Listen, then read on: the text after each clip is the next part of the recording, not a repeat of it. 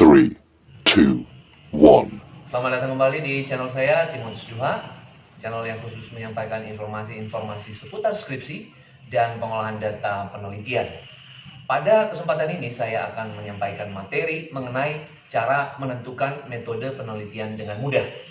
Untuk itu, apabila nantinya menurut Anda video ini bermanfaat, maka silakan like, comment, dan share video ini.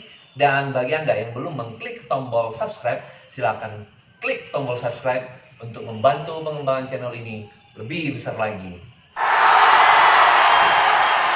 Untuk itu, kepada kita semua saya mengucapkan selamat menyaksikan.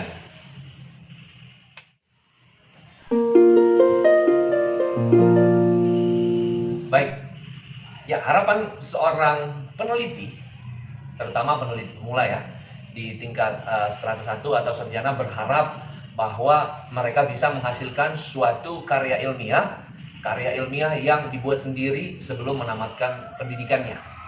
Nah, output dari karya ilmiah itu biasa disebut dengan skripsi. Naskah skripsi itu adalah sebuah naskah kebanggaan yang apabila dibuat akan menjadi kebanggaan mahasiswa.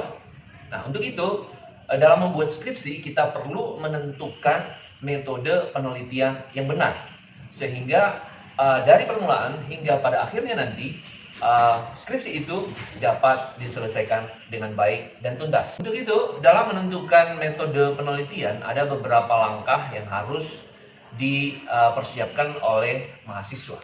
Yang pertama adalah mahasiswa perlu memastikan ya berbagai permasalahan-permasalahan yang telah diketahui, berbagai fenomena-fenomena yang telah disaksikan melalui pengamatan atau observasi. Sekarang dari berbagai banyak fenomena-fenomena itu, marilah mahasiswa menentukan topik dari sekian banyak itu, disortir, disaring, difilter dari sekian banyak menjadi beberapa saja. Sehingga topik-topik yang beberapa saja itu kemudian menghasilkan yang namanya variabel-variabel penelitian. Nah, beberapa variabel-variabel penelitian itulah yang kemudian dirangkum, disusun, dilengkapi menjadi bagian terintegrasi dari sebuah judul penelitian. Ingat, dalam judul penelitian termuat variabel-variabel yang akan kamu teliti. Terutama saya membahasnya untuk penelitian kuantitatif. Itu yang pertama. Baik. Setelah Anda menentukan topik-topik penelitian yang Anda akan lakukan, maka bersiaplah untuk menjabarkannya, untuk menguraikannya, untuk menjelaskannya di dalam latar belakang. Ya, uraian latar belakang yang tersusun, sistematis dan baik akan menghasilkan persepsi yang baik sehingga ya para pembaca yang budiman akan mengetahui dari latar belakang kamu, kualitas kamu dalam menyampaikan sesuatu. Langkah yang kedua dalam menentukan metode penelitian adalah pastikan dalam menyusun skripsi kamu memiliki tujuan apa. Ya, setelah kita melihat fenomena-fenomena, setelah menentukan topik-topik dan menguraikan latar belakang, nah alur berpikirnya kan sudah jelas dari paragraf 1 sampai paragraf terakhir sehingga muncullah judul di latar belakang itu. Selanjutnya kita perlu mengetahui ini permasalahan yang sudah dimuat di latar belakang ini bagusnya dikemanakan.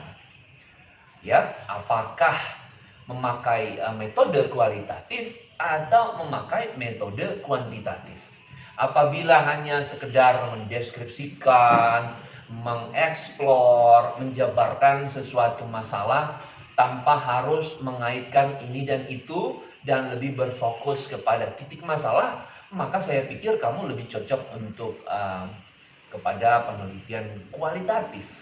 Sementara apabila kamu mau ya membuktikan uraian sebuah teori. Teori mengatakan bahwa jika X berpengaruh terhadap Y, maka akan menghasilkan begini. Sehingga dari teori itu kamu mau memastikan betul tidak teori itu benar atau salah. Kemudian Di dalam penelitian kuantitatif biasanya ada yang disebut dengan hipotesis. Nah, apakah kamu mau menguji hipotesis sehingga hasil penelitianmu berbentuk angka, dan angka-angka hasil penelitianmu itu perlu diinterpretasikan. Jadi itu. Nah, kemudian yang terakhir adalah dalam menentukan metode penelitian adalah tentukan bagaimana kamu mendapatkan sumber data dari data penelitian kamu. Apakah primer, apakah sekunder, apakah data mentah, ataukah data yang sudah masak dan tidak bisa diubah-ubah. Dengan begitu, dari yang pertama tadi menentukan topik, kemudian menentukan tujuan, dan menentukan data, maka kita sudah bisa pastikan metode penelitian apakah yang bisa kita laksanakan atau lakukan pada saat penelitian nantinya. Itu saja yang bisa saya sampaikan. Semoga video ini bermanfaat. Atas perhatian kita semua, saya mengucapkan terima kasih. Salam tuntas skripsi.